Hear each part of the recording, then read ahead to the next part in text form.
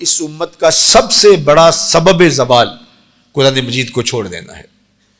انہوں نے اس نسخہ خیر کو، سراپا ہدایت کو، جس کا حرف حرف روشنی بانٹتا ہے، جس کا لفظ لفظ اجالے دیتا ہے، جو دستور العمل ہے، جو دنیا اور آخرت کی بہتری کی اور غلبے کی ضمانت ہے، اس قرآن کو لوگوں نے چھوڑ دیا اور اس کی پرواہ کرنا چھوڑ دی۔ اس کے احکام صرف مصاحف میں رہ گئے۔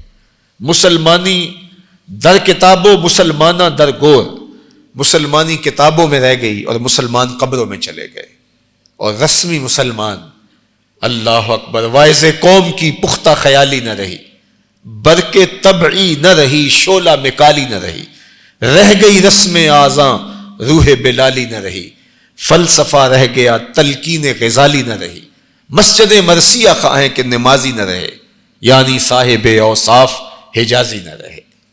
آج مسجد نمازیوں کے سجدوں کے لیے ترس رہی ہیں۔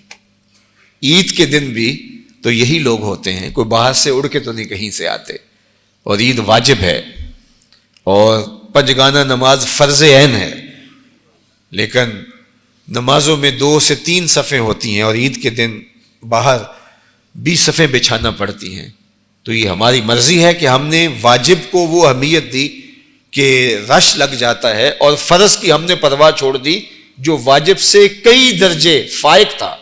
تو ہم نے پھر اپنی خواہش کے مطابق اپنے دین کو ڈیزائن کیا، جس طرح چاہا ہم نے دین کا اس طرح سے حلیہ بنا لیا، اور منبر و محراب سے بھی جو تلقین ہونی تھی، وہ واعظ جب بولتا تھا تو باتیں دل میں اترتی تھی، روحوں پر دستک ہوتی تھی، جب یہاں منبر سے آواز اٹھتی تھی، دل کا مضراب چھیڑ دیتا تھا اور اندر نغمے پھوٹتے تھے۔ لیکن آج جتنی تقریریں ہو رہی ہیں اتنی ماضی میں تو کبھی نہیں ہوئی، لیکن ہمارا کردار ہی باقی نہیں رہا۔ ایک بزرگ نے اپنے شاگرد کو روانہ کرتے ہوئے تبلیغ کے لیے کہا تھا کہ بیٹا کوشش کرنا کہ تمہیں تبلیغ کے لیے بولنا نہ پڑے، تجھے تبلیغ کے لیے بولنا نہ پڑے، گفتگو نہ کرنی پڑے، زیادہ نہ بولنا پڑے۔ کردار ہی ایسا تھا جو دیکھتا تھا دین میں داخل ہوتا تھا۔ امام محمد بن حسن شیبانی، اللہ اکبر، جب آپ بصرے آئے، امام اعظم ابو حنیفہ کے شاگرد تھے، تو بصرے کے لوگوں نے استقبال کے لیے آپ کو بہت زیادہ تکریم دی، عزت دی۔ ایک عیسائی پادری تھا، وہ کہنے لگا میں بھی مسلمانوں کے امام سے ملنا چاہتا ہوں، لیکن میں آپ کی طرح استقبال پروٹوکول کے لیے نہیں، مناظرے کے لیے ملنا چاہتا ہوں، اور میرے پاس جو دلائل ہیں وہ ان کا جواب نہیں دے پائے گا، ایسے بات کروں گا کہ وہ بھونچلا کے رہ جائے گا۔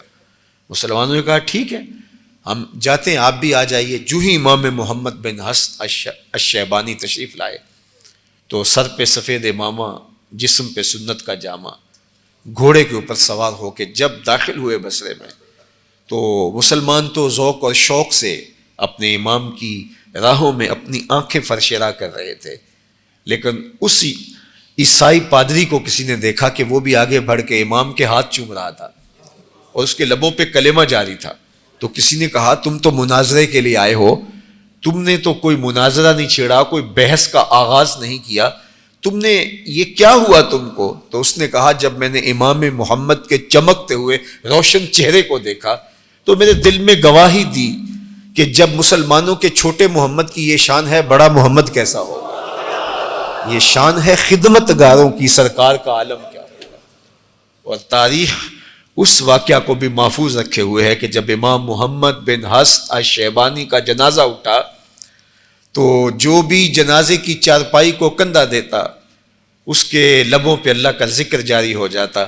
تو مسلمانوں کا امام تھا تو کچھ دوسرے مذہب کے لوگ بھی آگے کہ چلو مسلمانوں کا امام ہے، آخری رسومات میں شامل ہو جاتے ہیں۔ کہتے ہیں جوں جوں کوئی آگے بڑھتا اور جنازے کی چارپائی کو اس کا اگر کندھا چھو جاتا، لبوں پہ کلمہ جاری ہو جاتا۔ ہمارے بزرگوں کی میتیں بھی کلمہ دیتی تھی، ان کی لاشیں بھی کلمہ دیتی تھی، اور ہم لوگوں کو اسلام سے باہر نکالنے کے لیے منصوبہ بندی کیے بیٹھے ہیں۔ منبر و محراب لوگوں کی تکفیر میں لگا ہوا ہے، نتیجہ کیا کہ نوجوان دین سے باغی ہو گیا۔